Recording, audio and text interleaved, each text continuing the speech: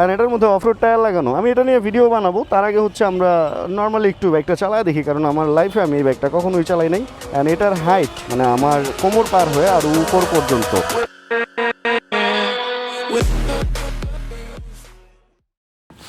আজকে যখন বাসা থেকে বের হইতেছি তখন একটা ভুল হয়ে গেছে। ভুলটা আসলে ভুল না, এটারে ফুলও বলা যায়, কারণ আমি বাসা থেকে বের হওয়ার সময় হেলমেট নিয়ে তাড়াহুড়া করে যখন বের হয়েছি, গেট টেট লাগায়, লিফটও বন্ধ ছিল, সবকিছু মিলে আবার ময়লাও ফেলতে হবে বাসার, এই অবস্থায় আমি ভুলে নিনজা মাস্ক নিয়ে বেরোই নেই। অ্যান্ড পরে আমি চিন্তা করলাম যে আসলে আমি যে নিনজা মাস্ক ইউজ করতেছি ওটা এমনি তো অনেক পুরানো হয়েছে। আপনারা যারা ওটার কেনার ভিডিও দেখছিলেন, প্রায় কত মাস হবো ভাই, 4-5-6 মাস তো হয়ে গেছে, 5 মাস প্লাস ওইটা নিছিলাম। আর ওটার অবস্থা কিছুটা খারাপ হয়েছে অ্যান্ড কন্টিনিউ পড়ছি, মানে আমি তো প্রত্যেকদিন ভিডিও রেকর্ড করি। এই 5 মাসে যদি 30 দিয়ে 5কে গুণ দেন, 5 × 30 যত দিন হয় অত দিনের প্রত্যেক দিন কয়েকবার খোলা হয়েছে, কয়েকবার পড়া হয়েছে। এটা থেকে বুঝলাম যে আসলে এটার যে স্থায়িত্বকাল বা টেকসইত্বর ব্যাপারটা এটা ভালো ছিল। গতবার এটাই নিছিলাম। এটার কি কভার? এটার কভার হলো এইটাই, যে দেখা যায় এইটা অর্কার এটা নিছিলাম। এটা আরেকটা নিয়ে নিতেছি, মানে আরো 5-6 মাস হলো নিশ্চিন্ত। আর যেহেতু নতুন বাইক নিছি, নতুন বাইকের সাথে সব নতুন নতুন জিনিস ভাল লাগে, এটা একটা ব্যাপার কাজ করে। আরো কিছু দেখলাম, বাট এটাই আমার কাছে বেশি ভালো লাগছে। অ্যান্ড এটার হ্যান্ড স্লিভ অ্যান্ড অন্যান্য কিছু জিনিস আমার কাছে আছে। যাই হোক, এই নামটার সাথে পরিচিত ছিলাম না আমরা, বাট দেখতেছি যে ইদানিং এই নামটা ভালো, বাংলাদেশে একটা ভালো সার্ভিস দিয়ে আসতেছে বাইকারদের জন্য। এই কারণে এই কোম্পানির প্রোডাক্ট কিনলে আমি আপনাদেরকে জানাই। আমার শুধু এইটা না, আমার বাইকে যে প্লাগটা লাগানো, স্পার্ক প্লাগ MT-15-এ, ওইটাও অর্কার লাগানো। তাহলে কথা কম বলি, যেহেতু নতুন বাইক নিয়ে বেরোছি, বাইক চালাই, আর ফার্স্ট টাইম একটু জিমে যাবো, দেন ওইখান থেকে বের হয়ে আপনাদের সাথে একবারে দেখা হবে মোটো ভ্লগে। ওকে, এ হচ্ছে আমাদের সেই নতুন R15 V3।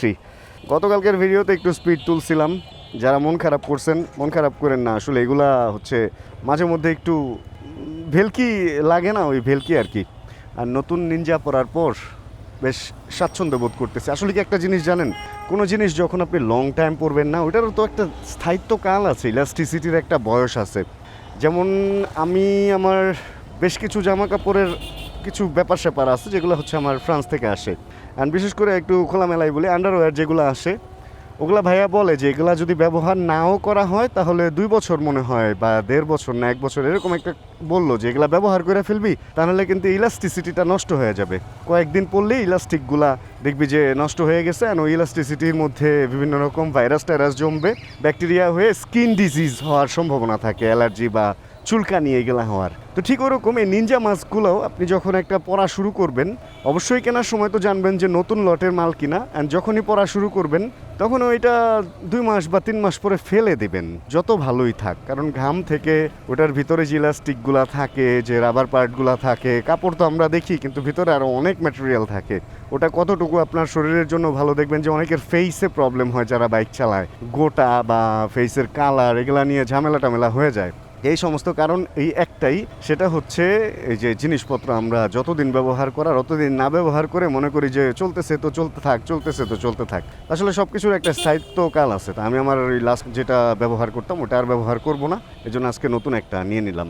তো এই সমস্ত জিনিস যে আজকে এই নিনজা মাস্ক নিছি এই জন্যই বলতেছি তা না, যে কোনো জিনিস ভাই, আপনি জুতাও একটা সময় পরে যত নতুনই থাক, যতই না ছিড়ুক, ওইটা আর পরা ঠিক না, কারণ পায়ের ঘাম টাম লাগতে লাগতে ওইটার অবস্থা দুর্ঘটনা ঘটে যায়। আর আমরা খুব তাড়াতাড়ি হচ্ছে আরেকটা বাইকের ভিডিও দিব, যেটা হচ্ছে যে সামনের যে WR এই বাইকটা, এটা কালকে রাতে আমি টেস্ট রাইড দিচ্ছি, আর আপনাদের সাথে একটা এটার টেস্ট রাইড একটা এক্সপিরিয়েন্স শেয়ার করব। দেখি পারলে আজকে এটার ভিডিও শ্যুটটা আমি করে রাখবো। 6:24 আমি যখন এখানে আসছি তখন আমার বাইকের চাবি চেঞ্জ হয়ে গেছে। দেখেন এই চাবিটা আমাকে দিয়ে গেছে, আর এই WR আমাকে দিয়ে গেছে। আমার V3টা হচ্ছে নিয়ে গেছে মুন্না ভাই, warrior Dhaka YRC।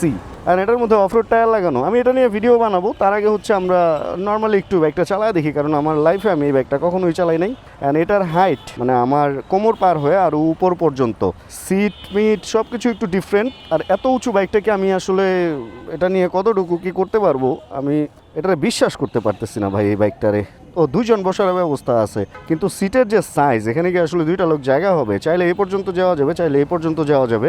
Nice bike, but এত উঁচু। অ্যান্ড স্প্রিং সাসপেনশন ফিডব্যাক ভাই রে ভাই, অন্য লেভেল অন্য লেভেল। ওই ভার আছে।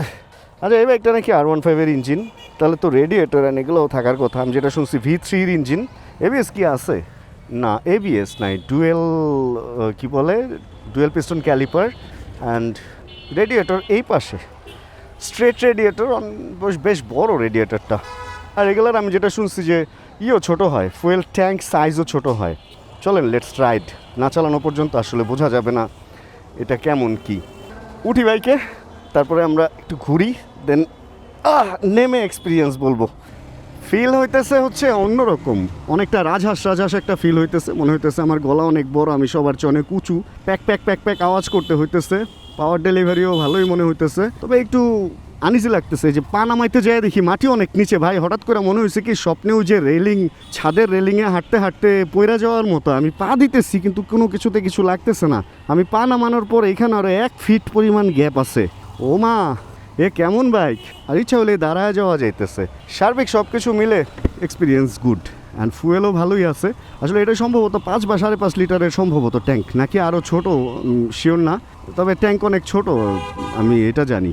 আমরা এক কাজ করি, চলেন এটা নিয়ে কিছুক্ষণ ঘুরি। অ্যান্ড ভিডিও বানাইতে চাইছিলাম এক, ভিডিও তো আসলে হয়ে যাইতেছে আরেক, তবে মজা আছে আরও। হ্যাঁ, আমার পিলিয়ন আছে, কিন্তু আমরা 2 জন উঠছি, বাট 2 জন যে উঠছি ওই ব্যাপারটা ওইভাবে বোঝা যাইতেছে না। অ্যান্ড একটা জিনিসই হচ্ছে ল্যাগ ফিল করতেছি, সেটা হলো এবিএস। এক হচ্ছে অফরোডিং টায়ার, আর 2 হচ্ছে এবিএস নাই। এই 2টা জিনিসই একটু আনইজি লাগতেছে, এছাড়া আর সব কিছু আচ্ছা চল রাহা। হ্যাঁ, একটু ছোট্ট একটা ব্রেক নেই, দেন আবার বেরোবো। আমার কাঁধে মূলত ছিল হচ্ছে একটা ব্যাগ। আমরা এক কাজ করি, ভেতরের রাস্তা দিয়ে চলে যাই। এই বাইক আসলে অন রোডের চেয়ে অফ রোড হচ্ছে বেশি মজার। আমরা একটা কথা বলি না যে এক একটা জিনিস এক একটা জায়গার জন্য তৈরি করা হয়, তাই না? এক একটা মানুষের জন্য যেমন এক একটা মানুষ পারফেক্ট, বা এক একটা মানুষের জন্য এক একটা পরিবেশ পারফেক্ট, ঠিক ওরকম এই বাইকটা যেটা আছে এটার জন্য হচ্ছে এটা অফ রোড ফোকাস বাইক। এই যে দেখেন স্পিড ব্রেকার, এটা কোনো ফিলই হবে না যে আপনি স্পিড ব্রেকার পার হইতেছেন না ভাঙ্গা পার হইতেছেন বা কিছু। এমন না যে এটা শুধু সাসপেনশন ভালো এই কারণে আপনার এরকম মনে হবে। এটার সাসপেনশনের সাথে সাথে এটা টায়ার সাইজ এত বেশি বড় যে ছোটোখাটো গর্ত আসলে এইটার ওই যে ব্যাসটা টায়ারের সাইজ বড় হওয়াতে ওই দিক দিয়ে এটা কভার হয়ে যায়। ছোটোখাটো গর্তের মধ্যে এটা সামনের চাকাটা পড়ে না। আর পেছনের চাকার যে ব্যাপার আছে, এই বাইকটায় আপনি বসে চালানো অবস্থা থেকে এত ইজি দাঁড়ায় যেতে পারবেন যে ওই দাঁড়ানো মানে যে কোনো সময় পেছনের চাকার যে শকটা ওটা অ্যাবজর্ব করে আপনি বডি দিয়ে ওইখান থেকে কেটে চলে আসতে পারবেন। আর যারা হচ্ছে আরও এক্সপার্ট, তারা এই বাইক দেখা যায় জায়গায় দাঁড়ায় এক জায়গা থেকে আরেক জায়গায় সরায় ফেলতে পারে। তো ওদের জন্য ব্যাপারটা তো টোটালি ডিফারেন্ট। অ্যান্ড এই সমস্ত বাইকের মধ্যে খুব বেশি লাক্সারি কোনো কিছু ইউজ করা হয় না। যেমন কেউ যদি চায় যে এই বাইকের মধ্যে বড় টিএফটি মিটার, এখন এটার মধ্যে টিএফটি মিটার কেন দিবে? এটা তো লাফালাফির বাইক, তাই না? তো টিএফটি মিটার তো আসলে লাফালাফি ও কন্ট্রোল করতে পারবে না, ওর হয়তো যে কনসোল আছে ওইটা ভেঙে যাবে বা এরকম কিছু। তো এটার মধ্যে জাস্ট একটা নর্মাল ডিজিটাল মিটার দেওয়া হয়েছে। মিটারটার মধ্যে এই পাশে অল্প কিছু লাইটও দেওয়া হয়েছে, আর একটা হেডলাইট দেওয়া হয়েছে, তাও খুবই ছোট, কারণ এটা রাতে রাইড করার বাইক না। অ্যান্ড এটার মধ্যে হেডলাইটের কি সুইচ আছে? হ্যাঁ, সুইচ আছে, তবে সুইচটা হচ্ছে FZ25-এর সুইচের মতো বাঁ হাতে। আর এটা যেই না, এটা তো হেডলাইটের সুইচ না ম্যান। হেডলাইটের সুইচ কি আসলে আছে? না, হেডলাইটের সুইচ ছিল না এটার মধ্যে, পরবর্তীতে আফটার মার্কেট লাগানো হয়েছে। অ্যান্ড হেডলাইটটাও LED আফটার মার্কেট লাগানো হয়েছে। এটা সুইচ লাগাইতে হয়েছে। AHO ছিল, মানে অলওয়েজ হেডলাইট অন ছিল। অ্যান্ড হাই বিম লো বিম, বাবারে হাই বিম দিলে তো জ্বলে উঠতেছে। অ্যান্ড পাস আছে, মানে টুকটাক on road focused off roading bike এটা। তো আপনি যদি অন রোড ফোকাসড না হয় তাহলে তো অফ রোডে যাওয়ার জন্য তো আপনার অন রোড দিয়েই যাইতে হবে।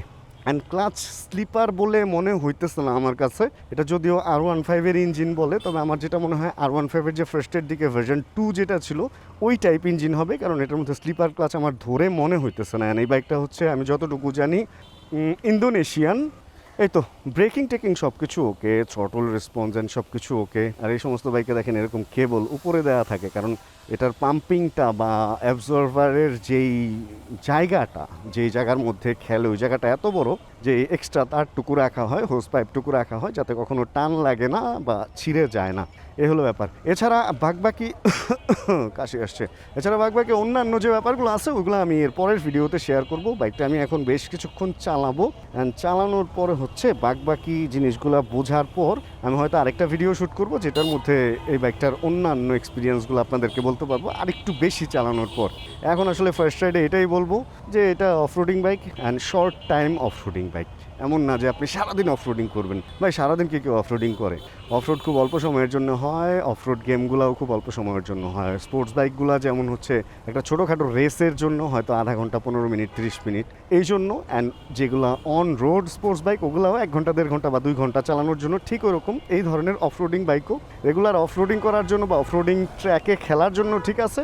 আর যদি রেগুলার লাইফে চালাইতে চান তাহলে খুব বেশিক্ষণ চালানোর বাইক এগুলো না, তবে এটা হ্যাঁ কমফোর্টেবল, এটা আমি বলবো এটা কমফোর্টেবল। তবে এই বাইকে চাইলে আপনি অন রোড টায়ার অ্যান্ড রিম যদি লাগায় নেন তাহলে হয়তো এই বাইকটা আবার অন রোডেও আপনি ভালো সার্ভিস পাবেন। তাহলে আমরা এই ভিডিও থেকে আজকে এখানে বিদায় নিয়ে আসলে করতে বেরিয়েছি একটা, হয়ে গেছে আরেকটা। যদি আজকের এই ভিডিওতে এই এলোমেলো ব্যাপারগুলো আপনাদের ভালো লাগে তাহলে ছোট করে একটা লাইক দিয়ে দিন। চ্যানেলে যদি নতুন হন প্লিজ সাবস্ক্রাইব করে হয়ে যান আমাদের ফ্যামিলি মেম্বার। এদিকে রাস্তার অবস্থা খারাপ, জানাবেন কে কোন জায়গা থেকে ভিডিও দেখছেন। যতক্ষণ পরবর্তী ভিডিও নিয়ে আবার আমি না আসতেছি ততক্ষণ ইনশাআল্লাহ আমরা থাকবো ভালো, আমরা থাকবো সুস্থ এবং করতে থাকবো চিল ইনশাআল্লাহ। এই দেখেন মজা, রাস্তাঘাট ফাঁকা থাকলে এই জায়গা দিয়ে জোরে টানটা দিতাম ভাই। ছোটোবেলায় যে BMX সাইকেল চালাইতাম ওই সাইকেলের মতো একটা ফিল লাগতেছে এই বাইকটাতে ওঠার পর। করা ভাল লাগছে, লাইক দিলাম। Chill bro. Check the mic and make sure it sound right, boys.